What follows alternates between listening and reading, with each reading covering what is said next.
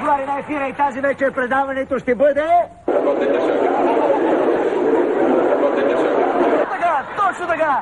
Миналата седмица беше като презряла круша. Капеха новини. Дами и господа, вие готови ли сте? Да, готов съм. Първата новина.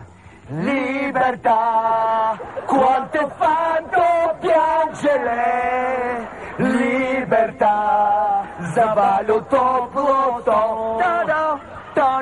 Пуснаха го човека срещу 20 000 лева гаранция. Верни приятели събрали набързо сумата и Валентин Димитров отново е с семейство си честито. Да, по този повод адвоката му заяви: клиентът ми има много приятели. Да. 10 от тях да дадат по 2000 лева и сумата ще е на лице.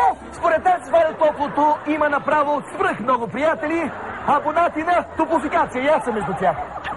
Всеки от тях да му даде по една прегръдка и направо ще го отдушат от прегръдки. Обаче заслужава ли той тези прегръдки, издиква въпроса. Виновен ли е или невинен? Откраднал ли е милиони лева от топлофикация или не?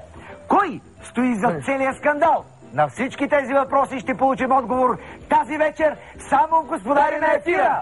Скъпи приятели, очаквайте след минути първото и единствено, повтарям, единствено телевизионно интервю на Валентин Димитров, след като бе освободен от ареста, дадено специално за Господари на ефира. Господин Димитров, защо бяхте арестуван? Вашата версия година по-късно. Първо искам да кажа, че това е един абсолютно незаконен арест, защото така както преди една година, когато ме арестуваха, нямаше никакви доказателства в това, което съм обвинен, така и година по-късно няма нито едно доказателство. Пълната изповед на Валентин Димитров ще видим малко по-късно в шоуто. А сега втората голяма новина от последните дни. Ще се закопчея. Започна ремонта на кабинета. Ура! Страхотно! Майстора Златен! Верно! Ефтино взима! Ама основен ремонт или... Не, козметичен само. Само татетките, старата мебел и двама министри. За сега. Министрите пък защо? И те самите това се чуят хората. Особено Румен Овчаров. И както се чуреше така, познай. Маврикол го намери, за да му връчи златен скунс. Браво!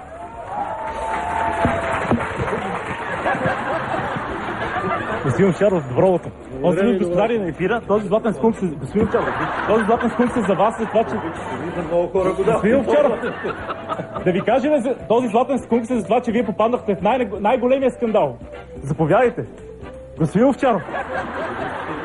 Господин Овчаров, като министър на енергетиката попаднахте в най-големия скандал. И това доведе до вашата оставка. Заповядайте вашия златен скункс. Господин Овчаров. Златният скункс, господин Овчаров. Много труден е за награждаване Румен Овчаров. Хем така една стотинка не му искаме за скункса, хем... мани, обаче и Мавриков не е вчераше. Да, гледайте малко по-късно, скъпи приятели, в шоуто. Втората им среща няколко часа по-късно. Освен в политиката, новини имаше и в спорта. България победи на Сантасе, Беларус на Сантасе с 2-0 и изненада всички с добрата игра, която показва отбора. Честито, българи, юнаци! Така, всички си мислим. Нов треньор? Не. За това ще е. Ама не. Поредното ексклюзивно разкритие на приятно ми е Мавриков. Много ходи това. Да, къде бяга в последно време? Привет, приятно ми е Мавриков. Честито на целокупното българско общество за невероятната победа на българския национален отбор, за прекрасната игра, за спечелените 3 точки срещу отбора на Беларус. И както знаете, заслугата за прекрасната игра на българския национален отбор е не само играчите, но и старши треньора. Сега ще влезем в официалния сайт на Българския футболен съюз, за да разберем кой дърпа конците. В понеделник, 4 юни, Български футболен съюз, ръководство. Отваряме. Както виждате, старши треньор на мъжки национален отбор към днешна дата е не кой да е, ами същия предишен старши треньор Христо Стоичков. Ето, виждате, отново показвам понеделник, 4 юни, в официалния сайт на Българския футболен съюз, старши треньор на мъжки национален отбор е Камата. Както разбрахте, Христо Стоичков направи поредния си финт. Не само е треньор на Селта, но и на Българския национален отбор, според официалния сайт на Българския футболен съюз. Това е всичко от мен, от Господари на ефира. Приятно ми е, Мавриков. А сега е време да бием Беларус и на танци с Яна и Жана!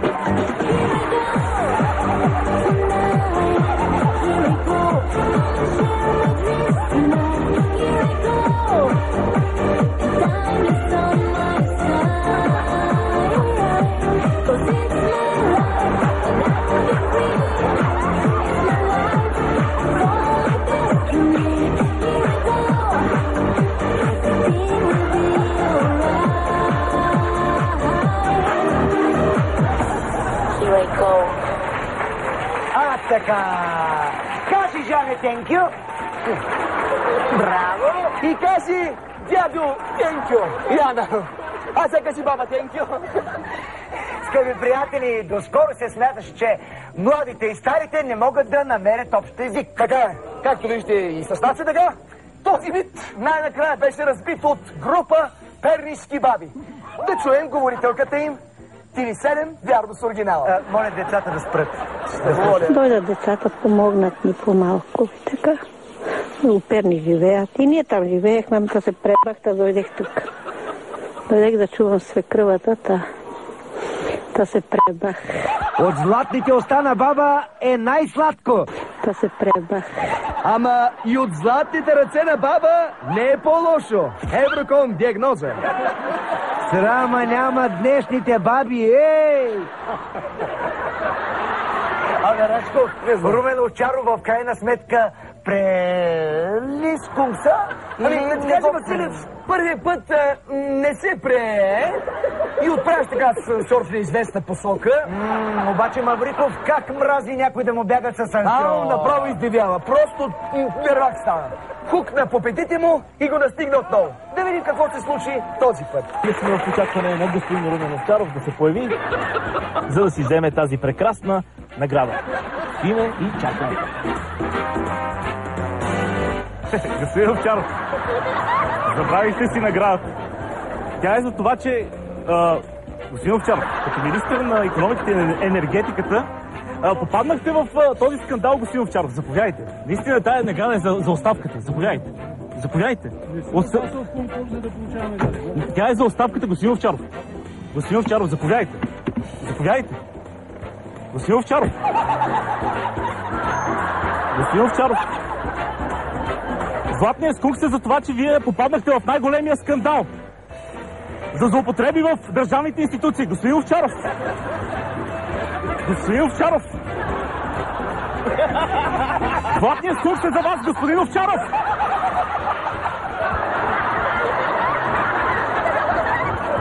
Ама, господин Овчаров, свикнали сме политиците да взимат. Сега какво им става напоследък?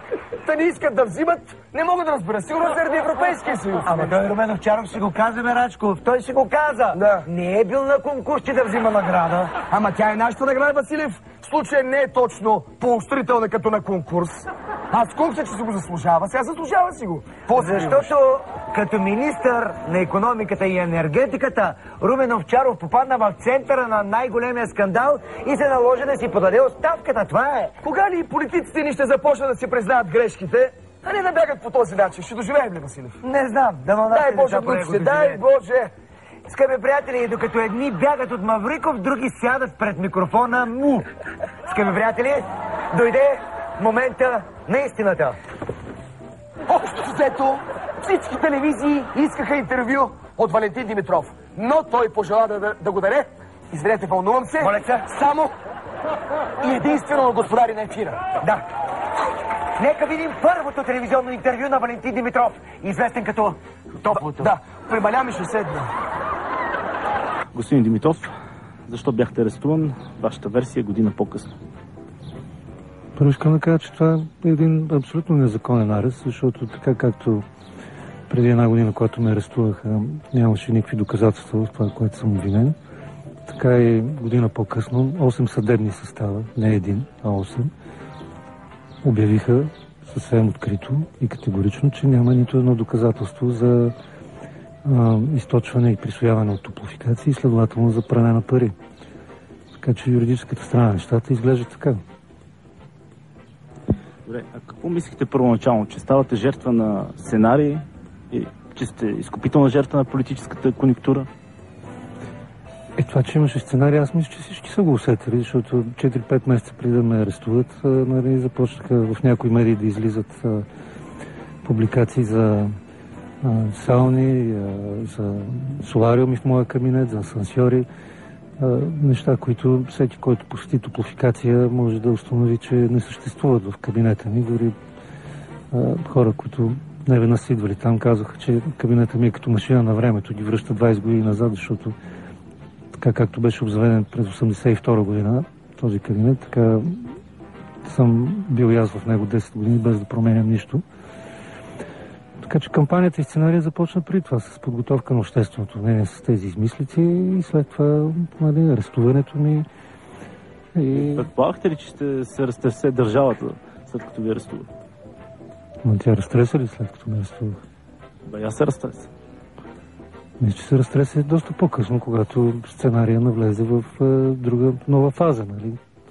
Защото, нали, разбирате, че този огромен организационен, медиен, институционален потенциал, който беше организиран, той не беше срещу мен. Значи, ако някой искал да ме смени мене като шеф на Топлофикация и да реализира някакъв интерес в фирмата, това става с едно общо събрание за половин час, без цялата тая подготовка и без целият този ресурс, който беше мобилизиран. Така че аз не бях и не съм целта на това мероприятие.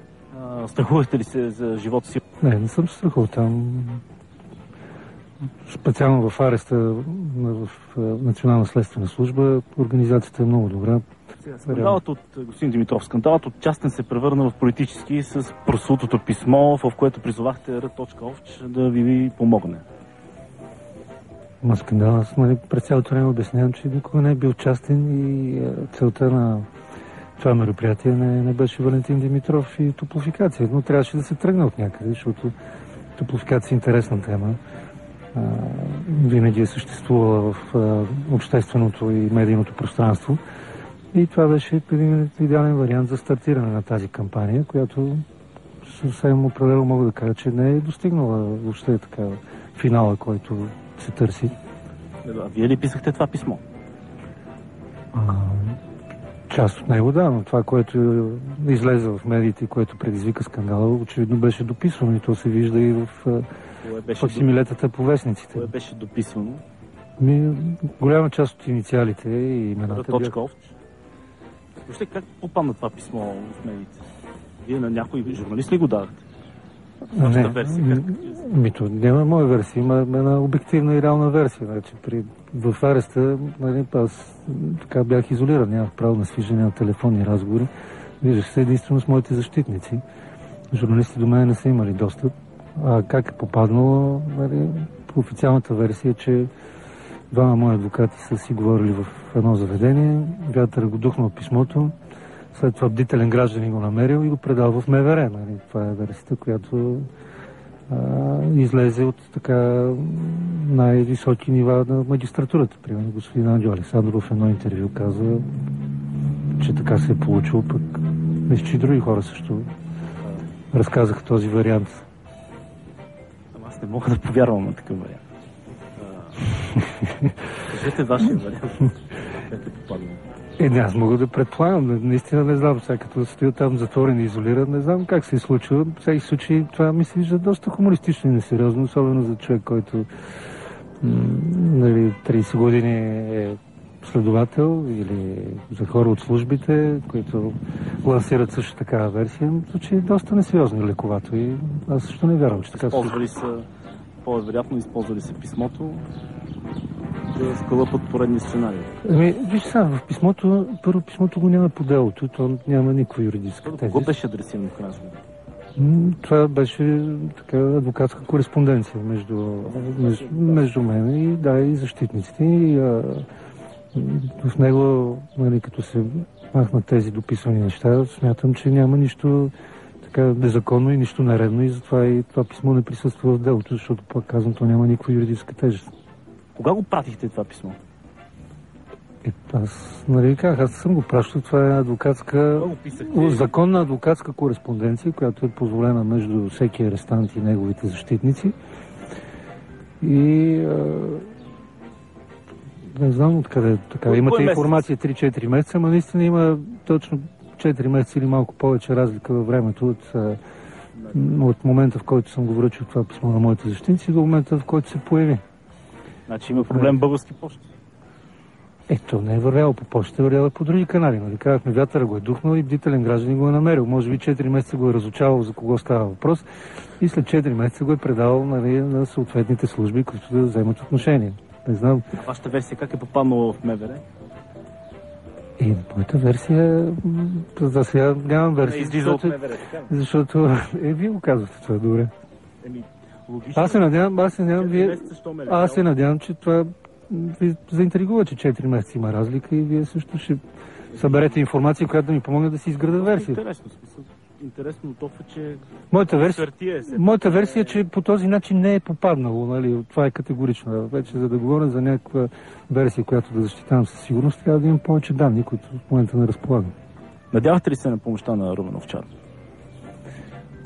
Нека така да не спекулираме с тази тема. Това, на което съм се надявал, е на един така обективен изказ и обективно представяне на ситуацията в Топлофикация, защото господин Овчаров като енергиен министър знае какви са балансите и сметките на дружеството. Той е наистина голям специалист в областта на енергетиката, има много данни и информация. И му е ясно, че когато аз започнах преди 10 години, това беше една абсолютно така фалирала фирма с 120 милиона лева дефицит. Режима на топлата вода беше лятната профилактика между 30, 35 и 40 дни. Транспортните разходи или загубите, които вие наричате, бяха над 20%, 22-3%. 2004-2005 година, когато аз напуснах Топлофикация, фирмата приключи с 23 милиона печалба. Миналата година си спомняте, че лятната профилактика беше от 0 до 5 дни. Транспортните разходи са 14,5. Всичко това е плод на огромни усилия, на осигурени инвестиции на базата на лична амбиция, лични контакти, пробивност, на подкрепата на екипа, който съм имал от колеги, работейки в тази посока също. Така че така обяснявам го подробно какво съм разчитал да се каже, нали? От човек, който го знае и който може да го поднесе по съответния начин в обществото, защото в този момент ми изкарваха пък и до ден днешен най-големия престъпник. Да, то стана мега дело. По-късно стана известно, че вие и Румен Овчаров имате отношение с Красимир Георгиев, шеф на Фронтиер. Откъде се познавате с него? Познаваме се от работата ми в така най-общо в енергетиката и от сигурно сме се запознали някакъв такъв коктейл или наистина не си спомням откъде се познаваме. Красимир Георгиев се появи, защото пак казвам, се изпълнява един сценарий с определени цели. Тези цели не сме нито аз, нито Красимир Георгиев. Този човек и неговите фирми никога по никакъв начин не са работили в Топлофикация. Но те не са работили. Топлофикация никога не е имало договори нито с Красимир Георгиев, нито с фирма Фронтиер, нито с която и да от неговите фирми. Нали? Но сега кой да го каже? Сега една, е казал Гьобелс, една лъжа повторена 100 пъти става истина. Пък една година, като се повтарят няколко лъжи, нали, които така подкрепят този сценарий, те отдавна са станали истина, защото се повтори много повече от 100 пъти.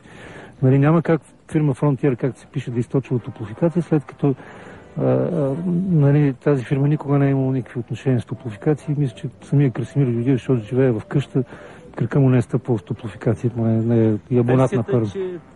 Парите от Топлофикация, отивайки в тази фирма, вече по-късно ще станат и за вас. Не просто ще казвам.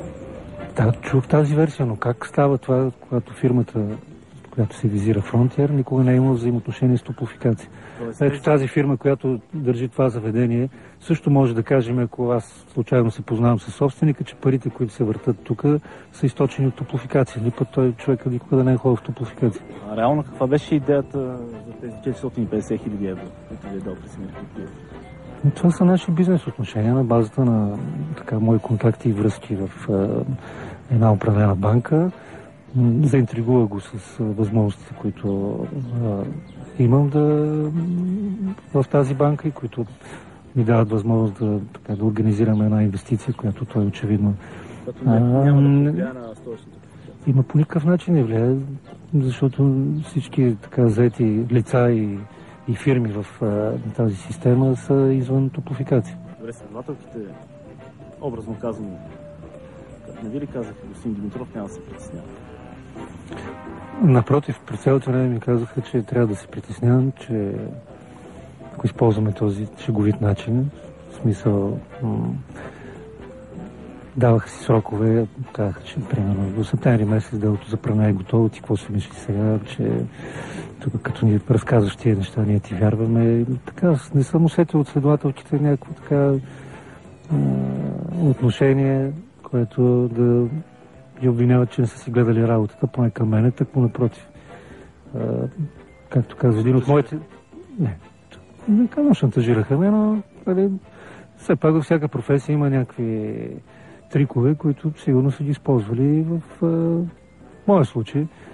Но на един от разпитите си спомням, че един от моите защитници им каза, че ако по този начин работят по всички дела в България, няма да има никаква престъпност. Аз му вярвам, защото този адвокат е с около 25-30 години практика по наказателни дела и сигурно е така. Тоест, вие по никакъв начин не сте усетили да работят за вас тези две следователки? Абсолютно по никакъв начин, напротив. Делото кой знае защо е засекретено, макар че няма никакви СРС, да според мен е засекретено, за да се види, че там няма нищо. И още първият състав, който гледа 72-часовата ми мярка, каза, че няма никакви доказателства. И така 8 състава след това винаги констатираха, че няма никакви доказателства.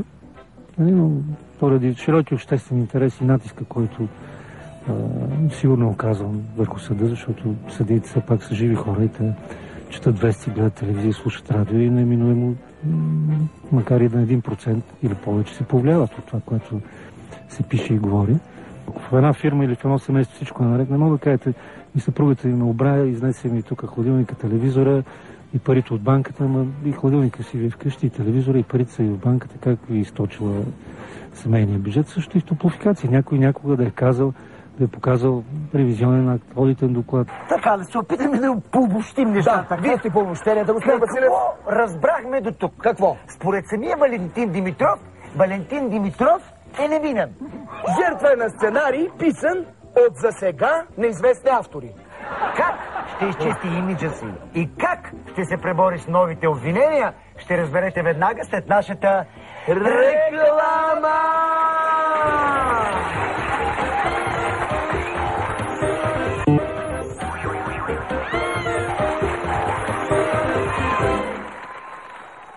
Господин Димитров, отпаднах обвиненията за вас за злоупотреби в топлофикация, но се готвят нов обвинителен акт за злоупотреби. Значи аз казвам, че 8 съдебни състава казаха, че няма нито едно доказателство за присвояване и оттам за пране на пари. Какво? Нов обвинителен акт. Тук вече трябва да питате прокурора Джамбазов. Той мисля, че няма да ви откаже така, с радост ще съгласи да ви даде интервю, ви обича да се появява по медиите, така че и за мен ще бъде интересно да науча какво смята да прави прокуратурата при това положение. Сега ще ви съдат, както е тръгнало, за неплатени данъци. Вие като Ал Капоне накрая ще се окажете. Валентин Димитров, български Ал Капоне. Ще си платите ли данъци? Това се дирижира сега за валутни престъпления и за неплатени Не, валутни престъпления е друго. Валутни престъпления е това, че не съм спазил регистрационния режим. Защо не сте го спазили? Който действа в страната. Това е спорен въпрос. Към датата, която съм започнал да се занимавам с тази дейност, нормативното уредба не е изисквала тази регистрация. А колкото за неплатени данъци, всички данъци на разполагаемите средства, моите разполагаеми средства, съм платил. Това, което ми се вменява, са данъци, са средства, които са ми дадени за управление. И на тези средства техните собственици са платили данъците и това го има в кориците на делото. Как ще си изчистите името? Обществото, в интерес на истината, в кавички ви слага любимеца на народа. Това е труден въпрос. Нямам така някакъв ясен план в момента, но нямам съмнение какъв ще бъде крайният резултат. Истината винаги излиза наяве. Верно, че в България това става много бавно и мъчително, но Имало е много такива случаи, в които нещата тръгват и гръмват по един начин, пък след това се оказват, че са съвсем други. Тоест, така че... Как ще си изчистим? Да почнете да говорите с народа? Не знам. Как си... Аз не говоря, ето са, нали говоря в едно предаване, което е рейтингово, ще го гледат много хора. Тоест, народа не трябва да се съмнява в вас, че вие сте ги излъгали. Да, категорично. Какво импровизирайте, кажете това, което мислите, което чувствате сега, да приключим. Всички абонати на Топлофикация искам да им кажа, че докато аз бях директор на фирмата, Топлофикация не е излязла една злоумишлено манипулирана сметка. Аз никога не съм допускал да се манипулират сметки нито в едната, нито в другата посока.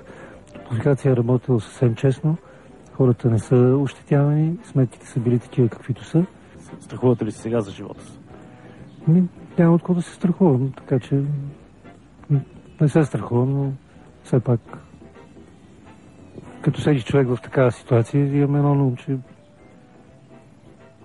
Може някой да изиграе сценария до края?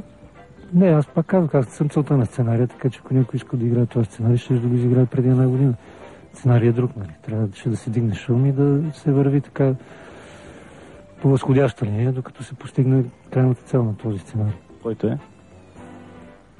Нека да го доживеем и ще го видим, както каза един биш премиер, като му дойде времето. Всеки случай не съм аз, нали, пак казвам, този потенциал, който се ангажира, не беше да сочи срещу Валентин Димитров.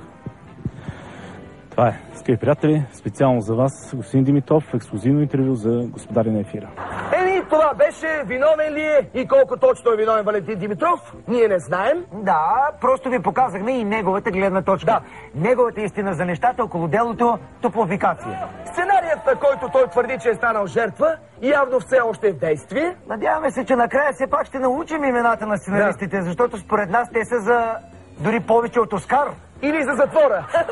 А ние, както сме тръгнали, очаквайте следващата седмица ексклюзивно изповедта на чудовището от Лох Нес. Несито! Да! И защо толкова години се е крил от апаратите? Майтап бе! Гледайте ни, скъпи приятели, утре отново от 22 часа. Сега останете с нова телевизия и доктор...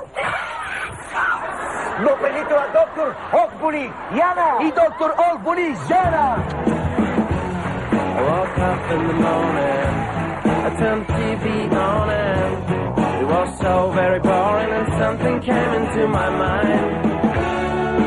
Sex in the morning will never be as boring as modern people mourning about them and afternoon's lunch. I woke up in the morning.